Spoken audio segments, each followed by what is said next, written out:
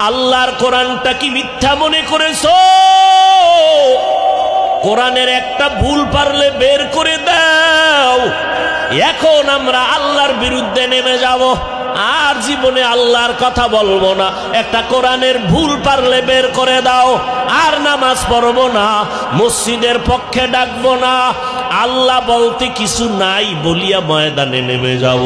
কিন্তু ১৫০০ বছর হয়ে গেল, আল্লাহর কালাম নিয়ে চালাকি তো কম করে নাই মহাপণ্ডিতেরা, একটা ভুল বের করতে পারে নাই, বরং বহু বিধর্মীরা কালেমা পড়ে মুসলমান হয়ে গেছে।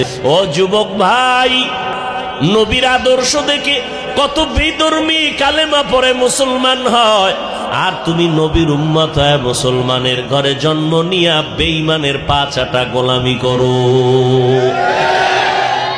ও আল্লাহর বান্দারা, মাইক যদি আওয়াজ না দেয় ফেলে দাও, এটা গুণের মাইক না। বাতি যদি আলো না দেয় ফেলে দাও, গুণের বাতি না। যদি পাখা বাতাস না দেয় ফেলে দাও, গুণের পাখা না। আল্লাহ মানুষ কেন বানাইছেন? আল্লাহ বলেন, আমি মানুষ বানাইছি ইবাদতের জন্য। মা খালাকুতুল জিন্না ওয়াল ইনসা ইল্লা লিয়াবুদুন।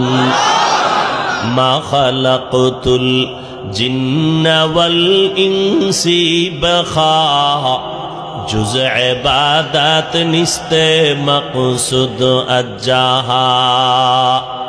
আল্লাহ মানুষ বানাইছেন ইবাদতের জন্য। কার ইবাদত?